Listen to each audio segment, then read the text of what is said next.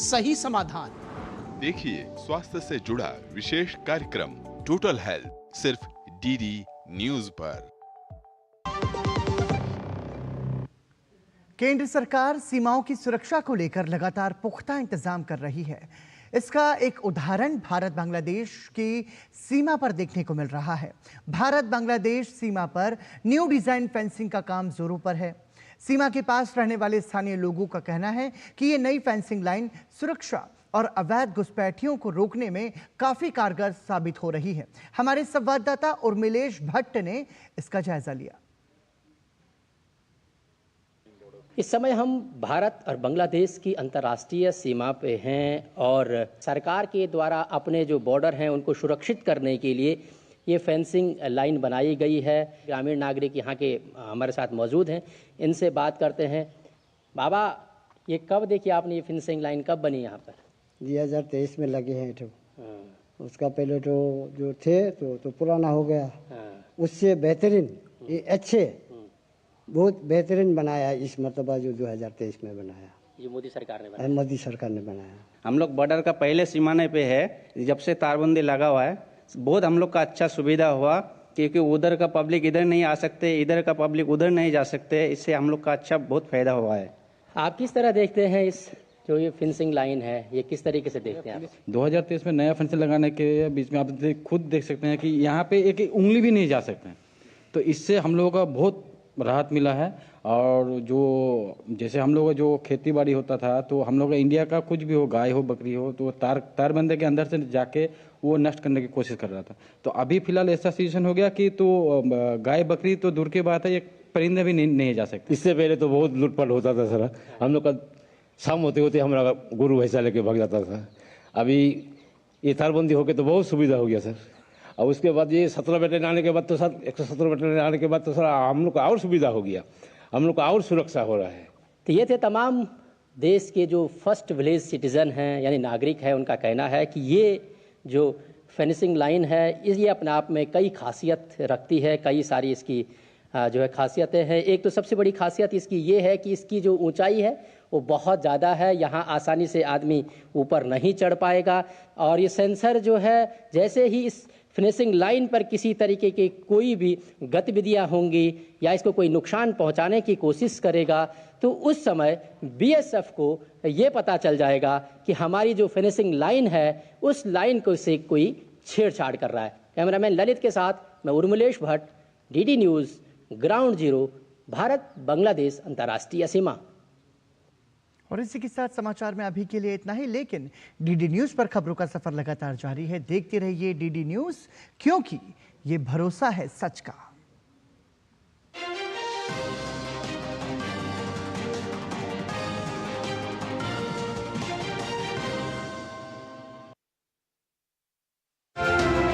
Cyber अपराध के खिलाफ ये है डीडी न्यूज़ का हल्ला बोल। एक शब्द जो लगातार सुनने को आ रहा है वो है डिजिटल अरेस्ट। घबराहट का माहौल क्रिएट करने के लिए वो बताते हैं कि आप एक्यूज्ड हैं और आपको जेल जाना पड़ेगा। साइबर की दुनिया में बैठे लुटेरों ने अब आपके घर में ही कैद कर लूटने का खेल शुरू कर दिया है। जो क्राइम आपके संग अभी हो रहा है उससे पहले क्राइम ऑलरेडी हो चुका है, जिसके बारे में आपको अंदाजा नहीं। रहना चाहते हैं सेफ तो रहना होगा साइबर अलर्ट।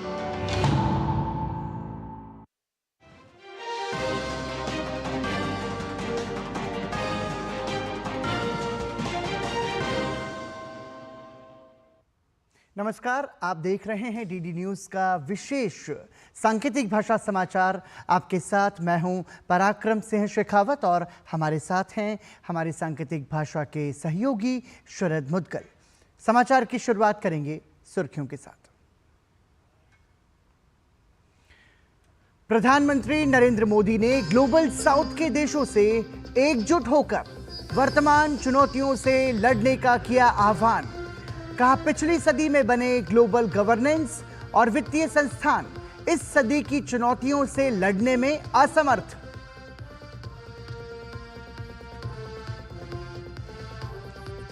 केंद्रीय स्वास्थ्य मंत्रालय ने डॉक्टरों और स्वास्थ्य कर्मियों की सुरक्षा सुनिश्चित करने का दिया आश्वासन। उपाय सुझाने के लिए गठित होगी समिति। डॉक्टरों से व्यापक जनहित में काम पर लौटने का अनुरोध।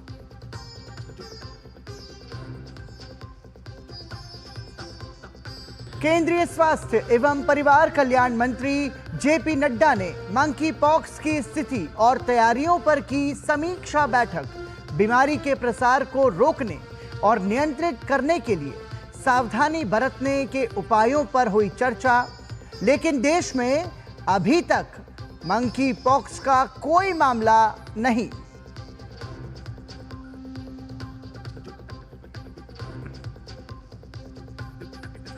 कोलकाता रेप मर्डर मामले को लेकर देश भर में डॉक्टरों की हड़ताल जारी। अस्पतालों में इमरजेंसी छोड़कर सभी सेवाएं 24 घंटे के लिए बंद। भाजपा ने ममता सरकार पर न्याय की आवाज दबाने का लगाया आरोप।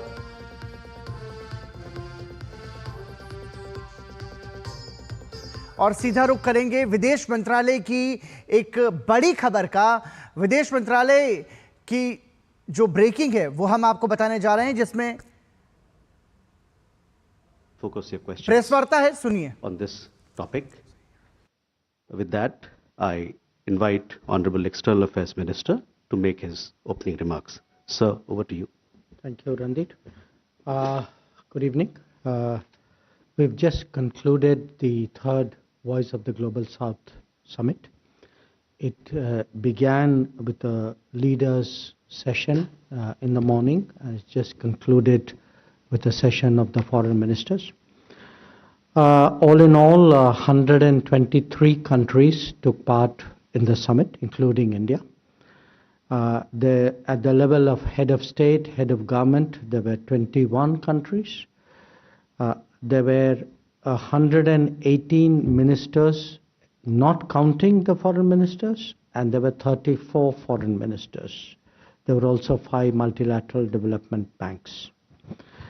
If you add it all up together, that's 123 plus 21, 121 plus 118, 139 plus 34, so 173 plus 5. This is the first plurilateral event, big plurilateral event of the government in its third term. It has been part of our 100-day agenda, so we're delighted that we could get that moving. So let me come to the summit itself. As I said, we had an inaugural session, and then there were 10 ministerial sessions, 2 foreign ministers, a health, youth, finance, trade, IT, energy, education, and environment. The main theme of the third Voice of Global South Summit was Empowered Global South for a Sustainable Future. And I want to share with you the timing of the summit was, of course, partly dictated by the fact that we will all be proceeding to New York for the Summit of the Future, where many of the issues which we have discussed here would also be discussed out there. Now, what I would like to do really is to give you a sense of what has happened during the day. I would begin with the Prime Minister's opening remarks. I think it is being released to the public, but if I can sum it up essentially, he recalled that the earlier Voice of the Global South had helped the G20 presidency.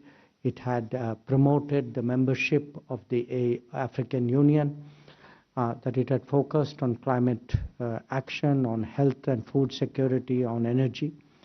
It had also addressed terrorism, separatism, extremism, technology challenges, and the outdated international architecture were the subjects which were discussed earlier. He then spoke about the progress in India and gave examples of Mission Life, of rooftop solar, of UPI, of India Stack, and the pointed issue was that in many ways these are experiences that India is sharing with other countries of the Global South. When it came specifically to health, he spoke about the fact that our development assistance today includes hospitals, it includes dialysis projects, that we had done vaccines, that we'd been a first responder, and that other examples which had happened since last year were the Global South Young Diplomats Forum and the Global South Action Center. So these were broadly the thrust of his opening remarks. Now, as I said, thereafter we had the first session of the heads of government, heads of state. 21 of them spoke. Now, a lot of what they said was common, so I don't want to go into it person by person. But I essentially culled out 10 points of importance, which were overlapping, which were, I think, broadly reflective of the sentiment of the discussions. And this is at the leaders level. And these 10 points, one, of course, was that the problems which they all raised, which was the core of the discussion, were today food, health, and energy security issues, the challenges faced on resources and accessing resources, the problem of realizing the demographic dividend, concerns about employment and about economic inequality. So this, in a way, were common problems which many leaders raised. Then there was a very strong focus on their climate concerns. So almost every leader spoke about the extreme weather. Many referred to the emissions challenge, growing pollution. A few of them brought up specifically water issues, biodiversity. And the small island developing states were particularly articulate about their predicament. Flowing from that, again, I would say there was a broad theme on the concerns pertaining to the Sustainable Development Goals. A lot of it was about resources, but the scars of the pandemic era, how the pandemic had set back SDG progress, I think was a clear sense of the room. Many leaders spoke about debt burden, about liquidity issues that they faced. Then there was references to the challenges of new technologies, and here they referred to AI, to cyber, how to prepare human resources for this new era. And there was a lot of, I would say, advocacy of intra-South, South-to-South technology transfers, sharing of best practices, references particularly to fintech. Then talk about initiatives like International Solar Alliance, like the Global Biofuels Alliance, even references to IPSA, India, Brazil, South Africa. And again, some of them referred to multipolarity, saying that the world is moving towards multipolarity, and this is reflected too should be reflected in the workings of the Global South.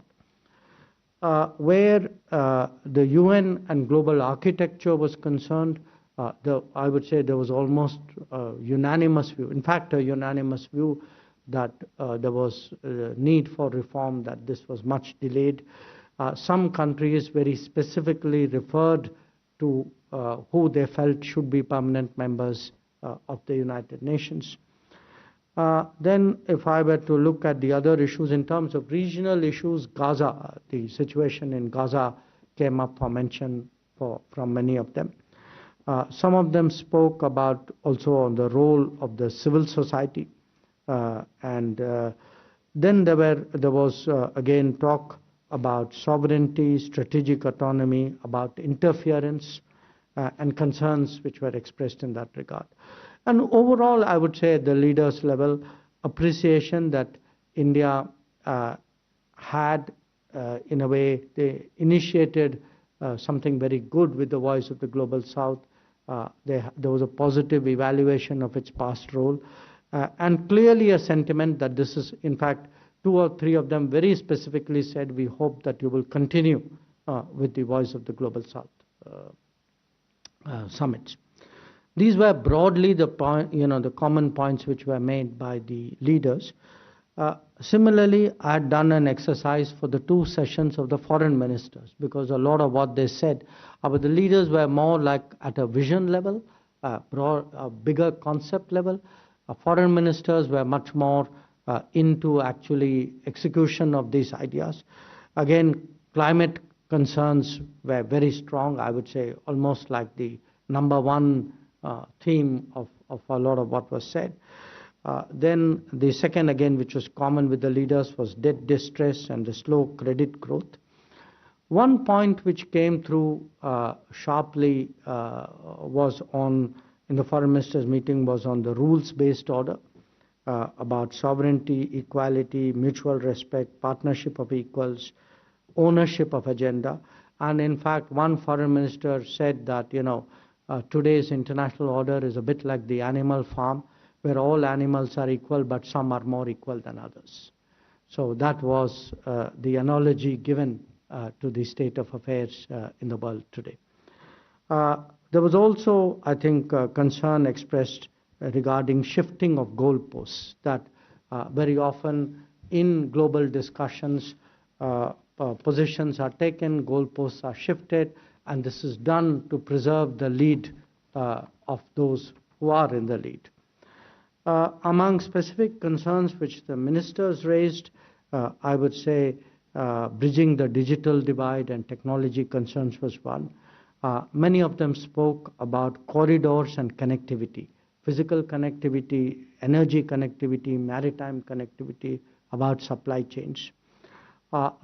Few of them referred to cultural preservation concerns, that they were worried that their cultures, they were not just getting physically inundated by climate change, but in many cases also their cultures, they felt were vulnerable to what was happening in the world. There was reference to disaster resilient infrastructure. I think here particularly the small islands and the smaller countries were much more focused on that. And the overall messaging which came out of the foreign ministers was very much inclusive, equitable, representative, international order, and that the global south really has to democratize global governance. It has to be much more active. So that was the sum and substance of mostly what happened at the leaders and the foreign ministers level. In terms of the conclusion, where Prime Minister was concerned, he spoke of the need for a global development compact and said that the experience of India's development journey was something we were willing to share with other countries, that global south must set its priorities, and these priorities should be human-centric, they should be multidimensional, multi-sectoral, that there has to be sensitivity to debt, to sustainability of what countries were trying to do in terms of their progress and achievement.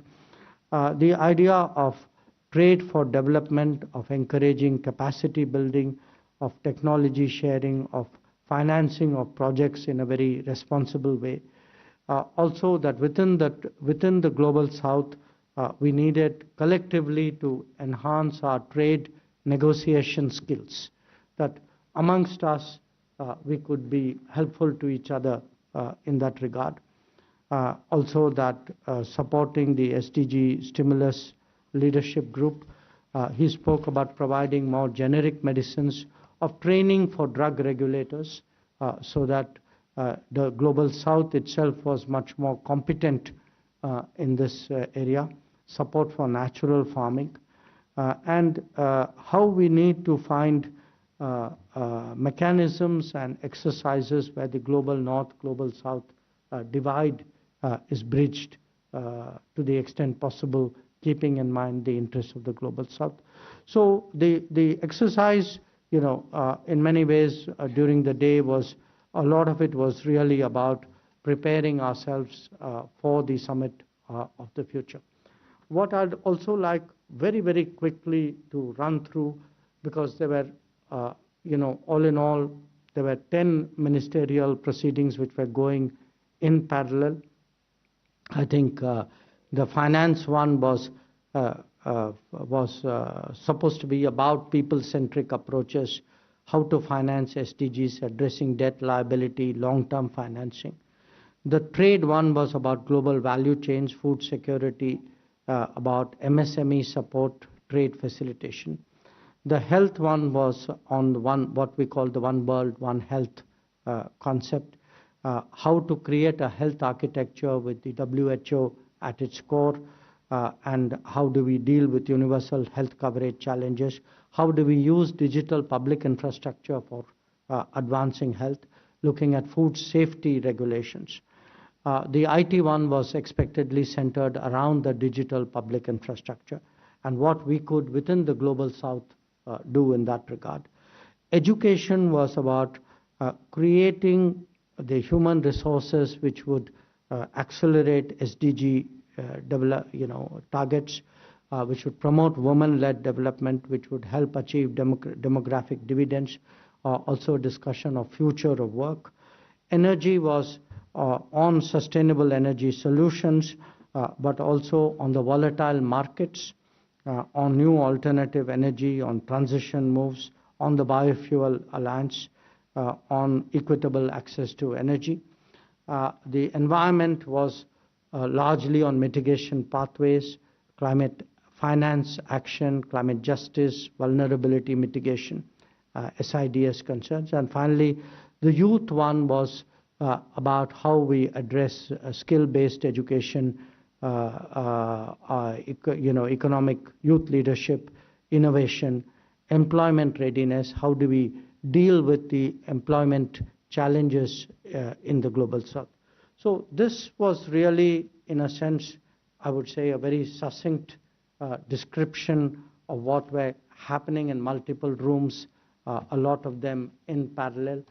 I have expectedly focused on the two where I was myself present, which was the one with the Prime Minister and the leadership session and the two foreign ministers session.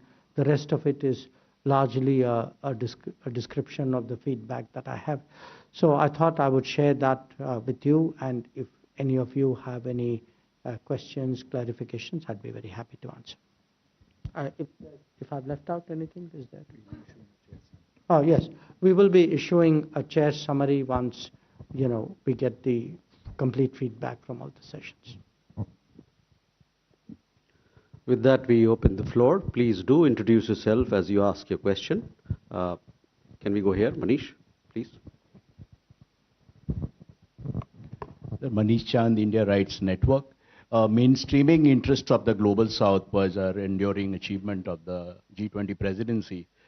Which features of South-centric initiatives are being carried forward by, say, Brazil? What is your hope that these will be carried to fruition by other presidencies? And just a linked-up question, behind the rhetoric of South-South unity and solidarity, some say there is a power play shaping up. What is the sentiment? Do most of the leaders, foreign ministers, see India as a natural leader of the Global South? Thank you.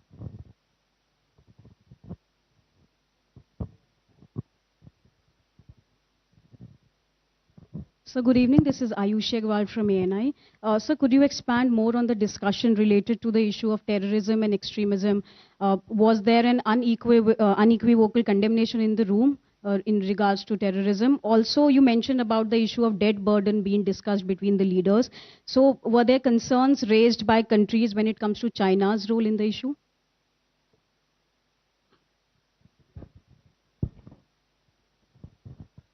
Hello sir, Neeraj from news 18 India.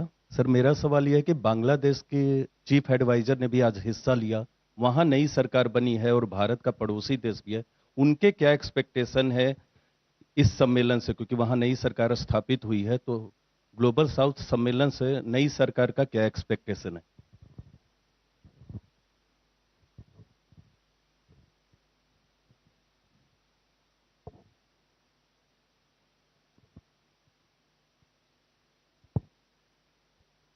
Let me start with the first question, Manish, from you. On the G20, I would say, by and large, there's been a fair amount of carryover for this reason. The fundamental nature of G20 has been that it works as a troika. And when it works as a troika, they were already fed into our presidency, and we going out are continuing to be associated with this. So many of the issues, and some of them, for example, if you looked at the MDB reform, it was not something which was limited, it was not something which could be done in a single presidency, because you were looking at reports and then the follow-up on those reports. I would say overall, what our presidency in a way did was, which today many people very explicitly recognized, was that we shifted the attention of the G20 itself on the global south. It wasn't, one of course was the formal admission of the African Union, but if you looked at the kind of issues which came up in the G20 overall, many of them were global south issues which hadn't got that kind of attention earlier. That, I think, is very much kept up with Brazil, so there's a high degree of continuity there. Is there a power play in it? No, I don't think there was not, that wasn't the sentiment in the room at all. The real issue was, look, we all have, many of them pretty much said it in these words, saying, look, we all have issues, we speak about our issues, often we feel people don't hear us, the world doesn't hear us. But when we have this ability to see, okay, 100 and something other countries feel similarly, we've had this exchange of notes, we are now going to go into New York, we all feel much stronger as a result. We feel much more confident about it. So I would say it was more like a certain solidarity. Yeah, that word was often used. So it was more like a solidarity of countries with similar thoughts and similar interests, rather than a competitive sense. Your question, a number of people did mention, I would say perhaps more on the foreign ministers meeting, on terrorism, extremism. As I said, PM himself mentioned it in his opening remarks as issues which Global South has a shared concern. Obviously, everybody has their own version of this particular challenge. I would say people are pretty clear about it. I don't think anybody defended it or caveated it or justified it in any way. On the debt burden, no particular country was mentioned, but the debt burden was clearly mentioned, that yes, we have debt burdens. And part of it was in terms of borrowings, but also there was this concern, look, we are facing a liquidity crunch, this is affecting our trade, today we are under economic pressure. So it was a mix really of the issue, of all of this. And also, that we need more access to more windows of lending. I think that sentiment was there. जो आपका जो सवाल जो था जो बांग्लादेश वाला, देखिए जो बांग्लादेश के चीफ एडवाइज़र ने कहा, वो तो मेरा क्या माने उस पर टिप्पणी करना या मेरा उस पर बोलना उचित नहीं होगा, उनकी सरकार की ओर से जो भी वो कहें वो आना चाहिए।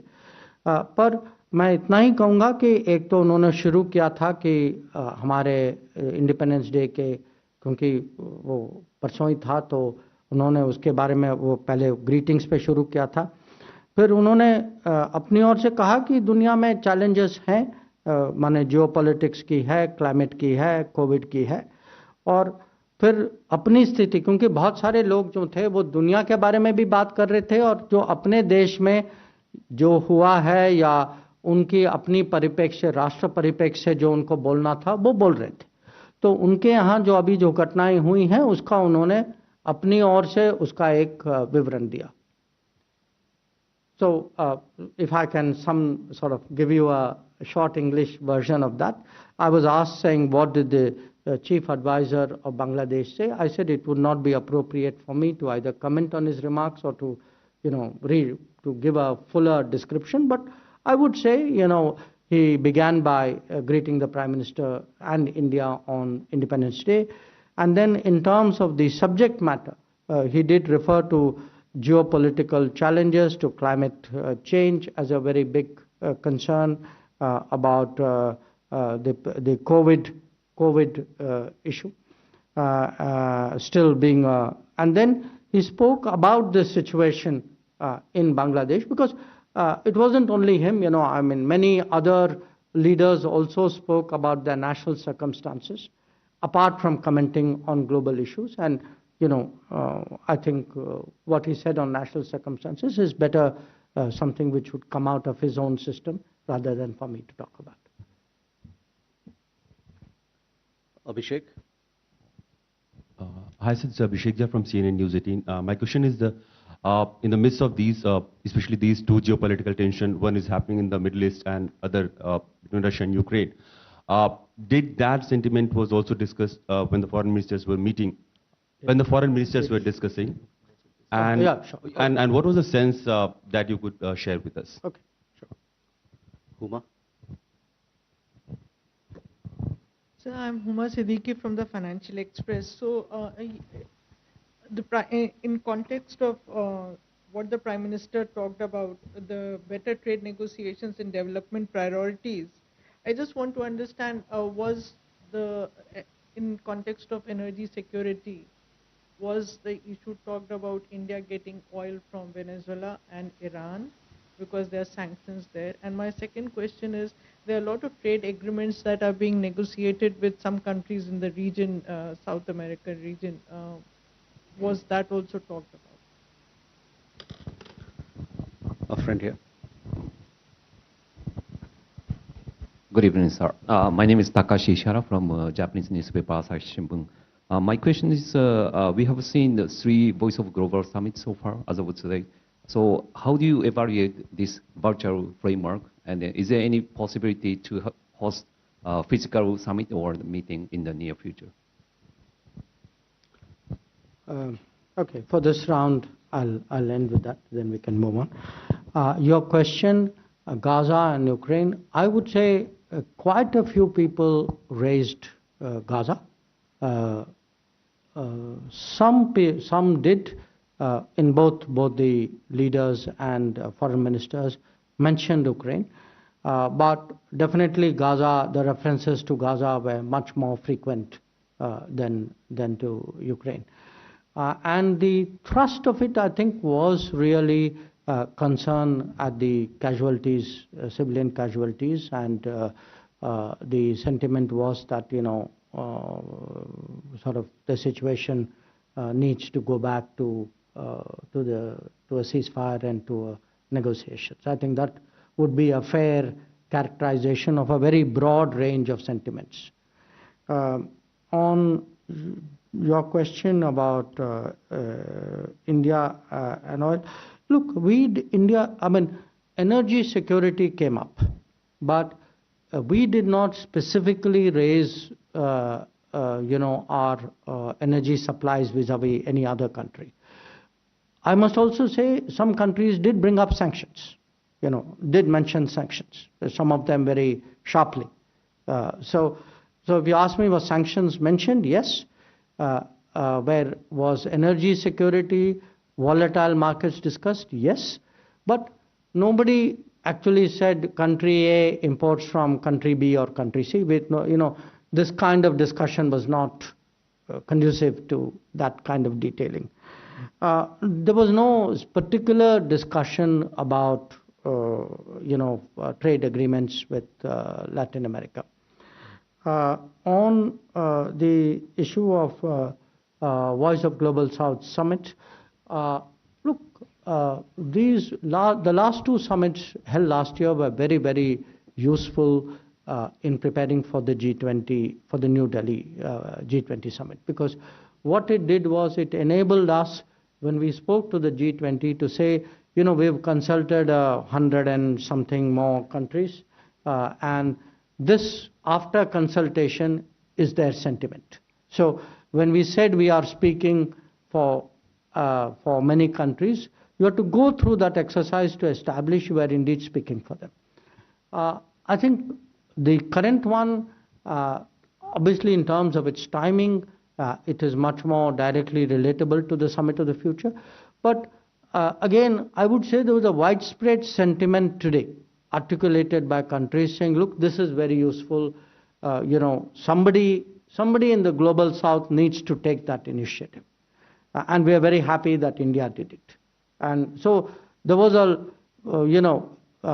everybody was for it, but not everybody maybe has the ability and the systems to pull it all together. So definitely the fact that it happened, was widely appreciated, widely commented upon. Nobody specifically spoke about a physical summit. That, virtual versus physical never really came up in any discussion. Rishikesh? Sir, Rishikesh from Press Trust of India, sir. So, has the matter of political interference in domestic affairs by global powers been brought up by the participants, especially leaders or foreign ministers?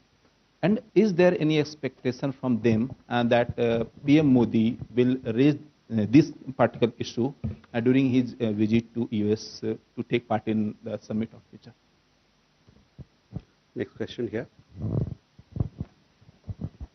Sir मैं सपना साधना group से sir developments को लेके summit में बात की गई. अगर हम बात करते हैं भारत की लगातार अपने आप को मजबूत करने की कोशिश कर रहे हैं अंतर्राष्ट्रीय स्तर पर, सर आने वाले 5 सालों में आप कहां देखते हैं भारत को?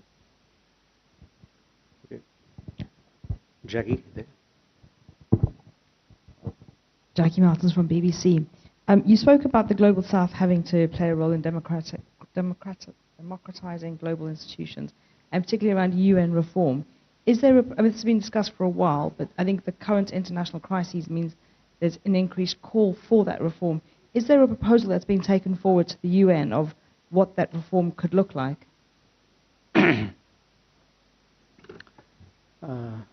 Okay. So I go to the first question. मुझे याद नहीं आपने हिंदी में पूछा इंग्लिश में पूछा? हाँ? इंग्लिश में पूछा ना? Okay. So was the issue of political interference raised? Yes. I think at the leaders level, definitely I can remember 1-2 people at least bringing it up at the foreign ministers level as well. So I think for many countries of the global south, this is a concern. Now, the idea here was really more to hear each other out, draw from each other. What all PM would say when an opportunity provides itself, I think that is right now not something which we would comment on. So we will see closer to the time as and when his future engagements are concerned. जो आपका सवाल जो था कि अगले 5 साल में भारत अपने आप को कैसे देखता है, देखिए हमें तो लगता है कि हम जानते ही हैं कि हमें पूरी अपेक्षा है कि इस दशक में हम जरूर तीसरे नंबर में होंगे. अभी दुनिया में 5वें नंबर में हैं इकोनॉमिक आर्थिक क्षमता के अनुसार. और हमें ये भी लगता है कि बहुत सारी चीज़ें जो भारत अभी कर रहा है, जैसे अभी हम डिजिटल पब्लिक इंफ्रास्ट्रक्चर देखते हैं, इंडिया स्टैक की बात करते हैं, यूपीआई की बात करते हैं, या अगर आप हमारी जो व्यापार के क्षेत्र में अगर आप भारत का आप प्रभाव देखें, अगर आप आंकड़े भी देखें, तो हमारी ट्रेड बढ़ेगी, हमारी इकोनॉमी और बढ़ेगी, हमारा दुनिया में इन्फ्लुएंस बढ़ेगा, हमारी राजनीतिक परिप्रेक्ष्य भी आप कह सकते हैं. अब उनका सवाल था बाद में यूएन की बात करेंगे हम, तो मैं तो ज़रूर कहूँगा कि हमें पूरा विश्वास है कि ये आने वाले दशक में जो प्रगति पिछले 10 साल में हुई है ये बढ़ता जाएगा, ये कहीं कम तो नहीं होगा. और बहुत सारे क्षेत्रों में लीप फ्रॉगिंग की संभावना है कि भारत जो है, क्योंकि टेक्नोलॉजी के माध्यम, जैसे अभी एआई की लोग बात करते हैं, तो एआई में बहुत अवसर है कि इसमें अब मैन्युफैक्चरिंग में बढ़ना थोड़ा और कठिन है। एआई में हो सकता है कि भारत जो है और जल्द प्रगति कर सकता है। तो ये विश्वास जो है, ये आत्मविश्वास भारत में आज जरूर है और हमें लगता है, और मैं ये भी कहूँगा कि जो ग्लोबल साउथ के देश जो हैं, उनकी अपेक्षा है भारत के बारे में। उनको लगता है कि ये आज एक देश है जो हम दुनिया में करीब 80 देशों में आजकल हम प्रोजेक्ट करते हैं। उनको लगता है कि दुनिया में और ख़ासकर अगल बगल में कुछ हो जाए तो भारत जो है एक फर्स्ट रिस्पॉन्डर के रूप में मदद करने के लिए जल्दी आ जाता है। तो भारत से जो अपेक्षा जो है वो बढ़ रही है दुनिया में, तो वो भी है। हमारी क्षमता जरूर बढ़ेगी, पर क्षमता के साथ जिम्मेदारी भी बढ़ेगी, अपेक्षा भी बढ़ेगी। So I was essentially saying that we see ourselves in the next decade, because that was broadly the question, as a country with greater capabilities, with greater responsibilities, with greater expectations from the global south, and that was voiced today, that in many cases people specifically referred to experiences that they'd had with India, or it could be a country like a natural disaster, or it could be a health collaboration or a development project. So a lot of those examples were cited. So we can see that the global south does expect much more from India in the coming days. So your question on the UN reform, is there growing sentiment for UN reform? To me, absolutely. Is there a specific idea how to do it? I think there are many specific ideas. Different groups of countries have their own ideas. So the idea, the exercise is to find a way of reconciling that to the best possible, and then subjecting it to a democratic choice. Now, we are not going to get perfect unity among 190 odd countries in the world saying this is how we're going to go about it. Nor do we expect it. So our view is, look, open it up, let everybody put forward their idea, and then give the membership of the UN the ability to make that choice. So we believe today that there should be a negotiation, there should be a text-based negotiation, that whatever emerges from it, we are not saying it's necessarily something that has to agree with us. But if really we believe in a democratic world order, then we think this 190 odd members should be allowed to vote about the future of the UN, like many of us vote about our respective futures. And we feel that process has been unduly and unfairly blocked. So our striving is in that direction. We know that it is not without its challenges, but we continue to persevere. Bharat के विदेश मंत्री S Jaishankar voice of global south शिखर सम्मेलन पर press वार्ता को संबोधित कर रहे थे। इस दौरान उन्होंने इस प्रेस वार्ता में बताया कि किन किन मुद्दों पर इसमें चर्चा की गई, और उसमें उन्होंने भारत की भूमिका के महत्व को बताते हुए बताया कि आज Bharat voice of global south का नेतृत्व करने की क्षमता है, और भारत की जो अपेक्षाएं हैं भारत से दुनिया के देशों की, वो और भी ज़्यादा बड़ी हैं। इसी के साथ जिम्मेदारी भी बड़ी है। इसी के साथ समाचार में अभी के लिए इतना ही। दीजिए अनुमति। नमस्कार।